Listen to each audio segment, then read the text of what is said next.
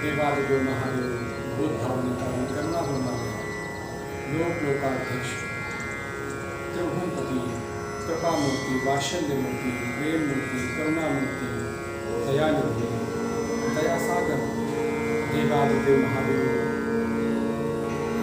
सिद्धनाथ भगवान के पावन चरणों में पुनः आज प्रातःकालीन आप सभी को बहुत बहुत प्रणाम।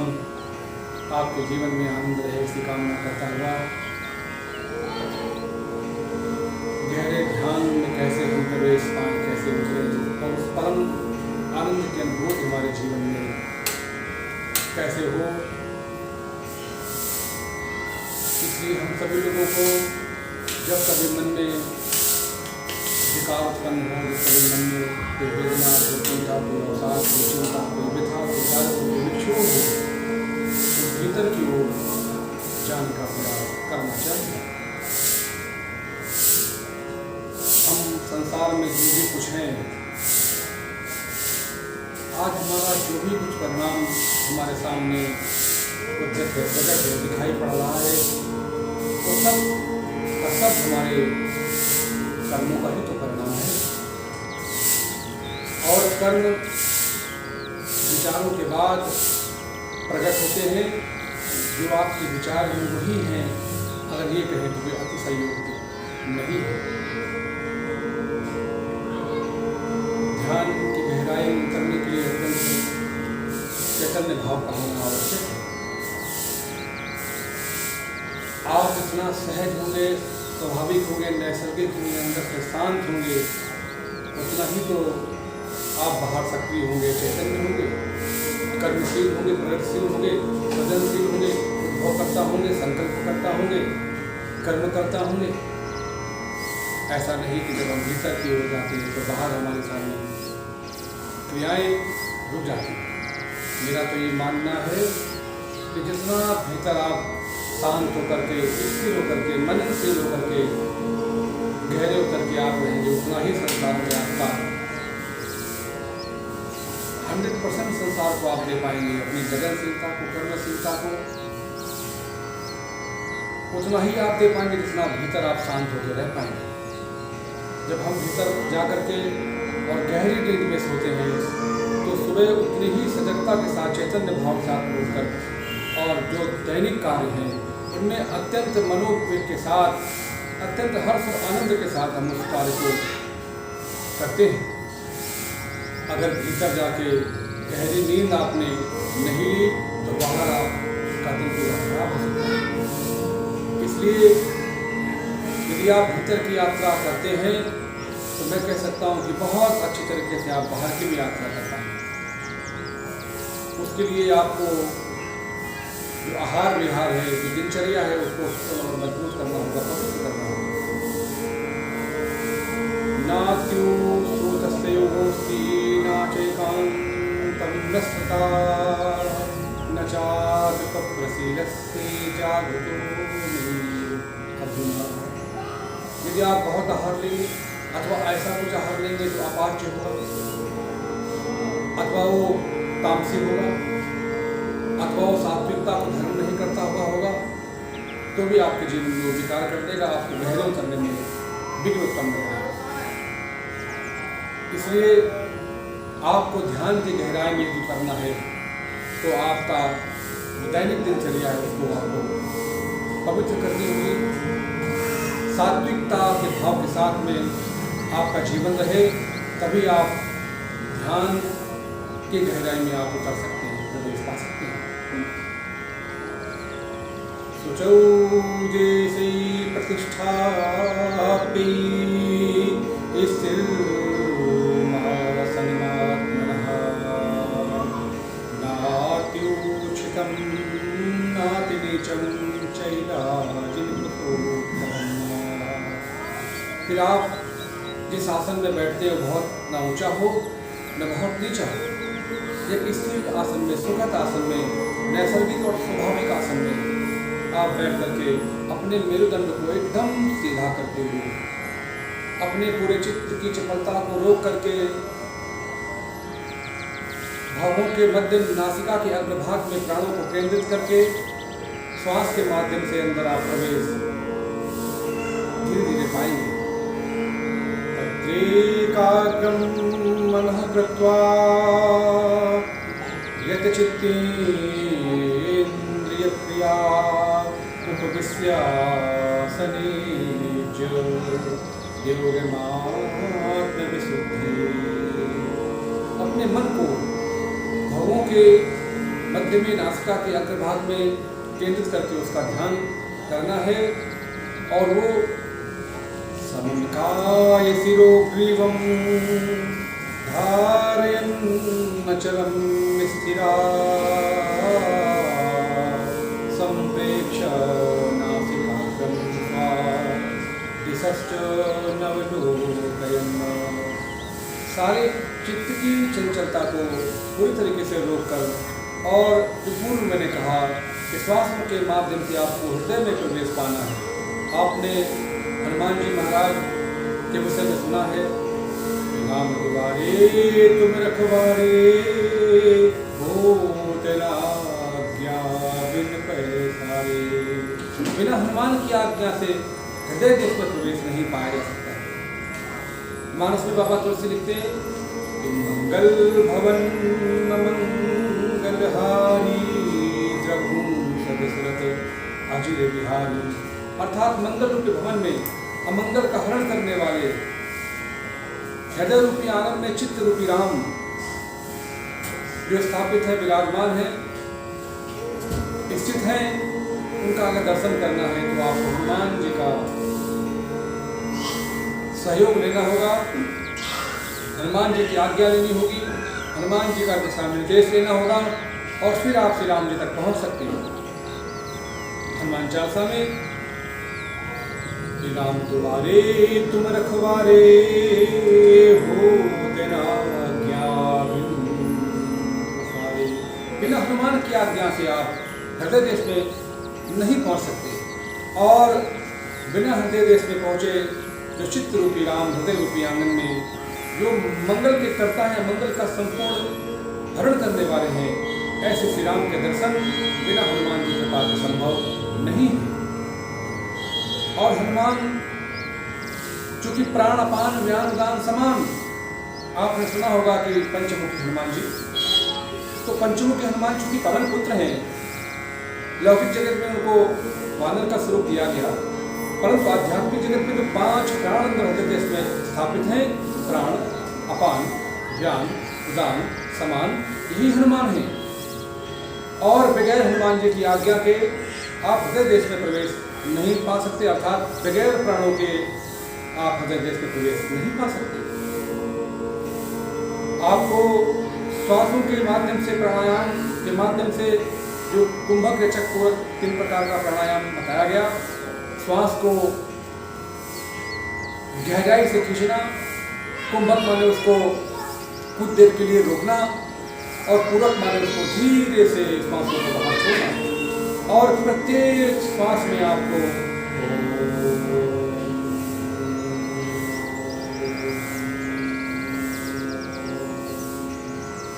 ओमकार के पवित्र महामंत्र का जप करना है। जब श्वास भीतर जाए तो ओम, श्वास बाहर आए तो ओम। ओम नित्यैकाक्षरं नित्यं व्याहरन् मामनुस्मरन् या प्रयात त्याजं देहं सायाति परमं गतिं मां। अगर तुम्हें परम गति चाहिए तो ओम के पवित्र नाम का श्वास के जाते आते उच्चारण करना होगा। और ओम ही महामंत्र है, तो आपको हर तरीके से शक्तिमान बनाएगा, ताकत आपको देगा, सिंपल आपको प्रदान करेगा। इसलिए आप जब ध्यान की गहराई में प्रवेश पाएंगे तो जो परम आनंद स्वरूप है, जो परमात्मा हम सभी हृदय में वास करता है, उसकी आपको अटैच कर देगा, जोड़ देगा, उससे संबंध स्थापित करा देगा। इसलिए अजुर्वेद के रुद्राष्टाध्याय भाग के 2 अध्याय का पहला एक मंत्र है, सहस्रशीर्षा सहस्राक्षर सहस्रपाद सर्वतस्वाद, जिसके हजारों पैर, हाथ, नाक, कान, बाल, पेट, पीठ, दिल, दिमाग, गर्दन, ऐसा विराट और व्यापक और अद्वितीय पुरुष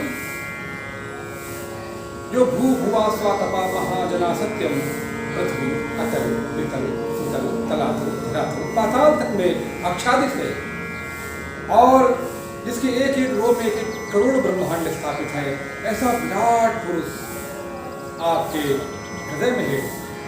सहस्र शीर्षा और सहस्राक्षा सहस्रपाद सब भूमिगुम सर्वत्र स्फुटवाद दशांगुलम्बा। वो परमात्मा दशंगुल में स्थित है और वो क्षीर सागर में भी स्थित है, ऐसी हमारी मान्यता है। हम सभी लोग वैदिक और शास्त्रोक्त तरीके से पढ़ते सुनते समझते आए हैं कि परमात्मा क्षीर सागर में वास करता है। तो मैं आपको पूछता हूँ, आप geography of India, discovery of India अथवा बहुत सारे टेलीविजन और अन्य माध्यमों से आप दिग्दर्शन करते हैं अर्थात दुनिया का दर्शन करते हैं।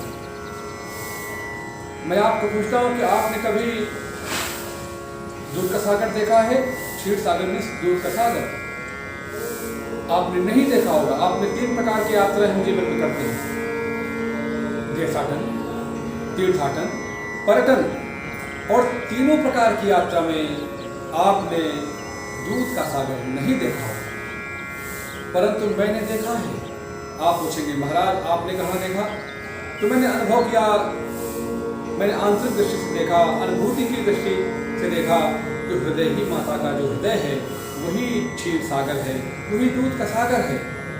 इसलिए पुरुषों की भी वक्षस्थल हैं और मेरी माँ, गाय माँ, भैंस माँ, बकरी माँ, हथनी माँ, दुनिया की सारी माँओं का दूध एक स्थान पे आप यदि एकत्र करते हैं तो एक बहुत बड़ी नदी बह जाएगी। इसलिए और आप विचार करिए कि वर्षों से, लाखों करोड़ों वर्षों से दोनों समय माताओं का दूध निकलता है, इस समय भी उस समय भी, और ये क्रम, ये श्रृंखला करोड़ों वर्षों से निरंतर होती चली आ रही है। तो माता का जो वक्षस्थल है, हृदय स्थल है, वही क्षीर सागर है और भगवान श्री नारायण वही वास करते हैं। अर्थात हृदय में जब अर्जुन पूछते हैं कि कृष्ण, हे गोविंद, हे गोपाल, हे मुरारी, हे मदन, हे मोहन, हे द्वारिकाधीश, हे कृष्ण, आपका निवास स्थान कहाँ है? तो कृष्ण कहते हैं कि मैं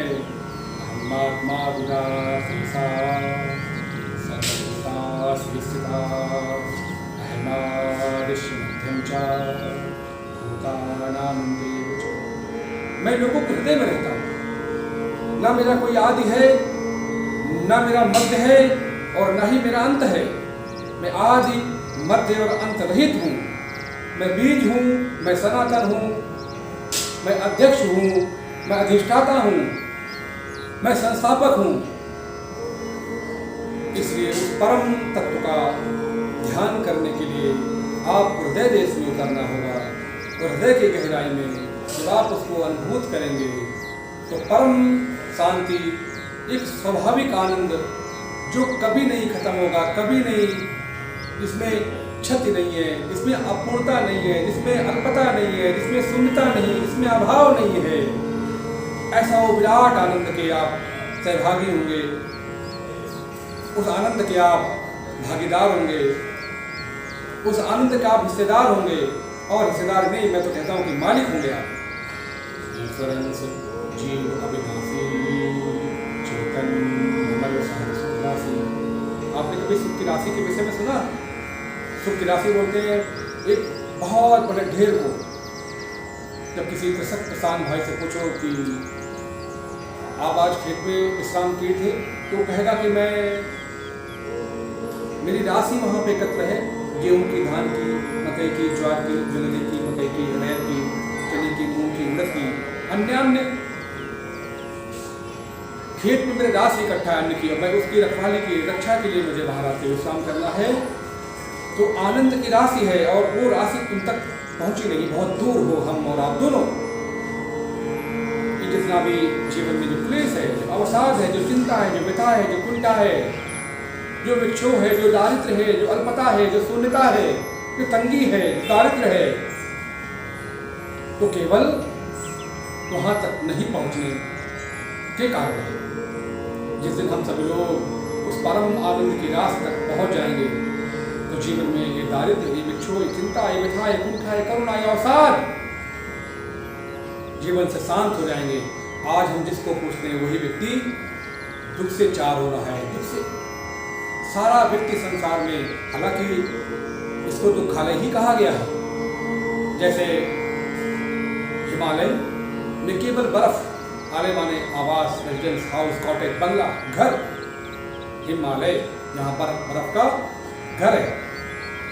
देवालय यहाँ पे देवता की आराधना, उपासना, स्तवन, बंधन, चिंतन, आराधन, यजन, यज्ञ, उनकी प्रसन्नतार्थ होते हैं। यहाँ देवस्थान देवालय। और जहाँ मलमूत्र का त्याग करते शौचालय, जहाँ विद्या अध्ययन करते पुस्तकालय अथवा विद्यालय अथवा वैश्यालय अथवा मदिरालय अथवा औषधालय अथवा चिकित्सालय अथवा न्यायालय, और उसी प्रकार से इस संसार को दुखालय कहा गया है। दुखालय शाश्वतम नाप्नुवन्ति महात्मानां सा सिद्धि परमां गतिम्। परंतु आप किसी महापुरुष के सानिध्य में आने के बाद, किसी सत्पुरुष के सानिध्य में आने के बाद, किसी सद्गुरु के जीवन में प्रवेश पाने के बाद, इस घोर और भीषण और भयंकर मृत्युलोक में भी जो दुखालय है, इसको दुखालय कहा गया है, दुखालय शाश्वतम, उसमें आप आनंद, प्रसन्नता, नैसर्गिक आनंद, स्वाभाविक और सहज आनंद आप प्राप्त कर सकते हैं। इसलिए ध्यान की कला सीखने का आज का जो सत्संग सत्र था, हम लोग ध्यान में कैसे प्रवेश पाएं, तो सबसे पहले मैंने कहा एक ऐसे आसन का इंतजाम आप करें, ऐसे आसन की व्यवस्था करें जो बहुत ना ऊंचा हो न बहुत नीचा हो। सोचो देशो प्रतिष्ठापि स्थिर मासन मात्मना नात्योच्चतम नाथ नीचम चैला जिनको सोत्रम। उस आसन में बैठने के बाद आप एकदम सीधे बैठ जाएं और एकदम स्ट्रेट आप बैठे हो, आपका गर्दन एकदम सीधा हो, ध्यान सीधे नासिका के अग्रभाग में, भावों के मध्य में हो। तत्रेकाग्रम मनः कृत्वा यदि चित्तेन्द्रिय क्रिया विश्यासिनी जे दोग मात्र विशुद्धे। काया एकदम स्थिर, अग्निकोण, वायु ईशान्य कोण, निरुक्त कोण, पूरब, उत्तर, पश्चिम, पूर्व, धरती और आसमान की ओर न निहारता हुआ, स्ट्रेट देखता हुआ, समम काय सिरो ग्रीवम धारेण चलम स्थिरा संप्रेक्ष नासिकाग्रम स्रोत शस्त्र नवलोकयन्ना। ध्यान में और हनुमान जी की कृपा से माने श्वासों के माध्यम से आप हृदय देश में उतर करके उस परम आनंद के अनुभूत कर सकते हैं। और मैं गंगा माँ के चरणों में, मेरी दाहिनी ओर मेरी माँ भगवती गंगा कलरव करती अपने प्रीतम समुद्र से मिलने के लिए जा रही है। मैं उनके चरणों में प्रार्थना करता हूँ कि आपके जीवन में परम आनंद, परम आह्लाद, परम प्रसन्नता रहे, ऐसी कामना करता हुआ आज के सत्संग सत्र की यहीं से मैं समापन करता हूँ और सभी के जीवन में पुनः एक बार आनंद रहे, ऐसी कामना करता हुआ वाणी को विराम करता हूँ। बहुत बहुत प्रणाम, बहुत बहुत मंगल।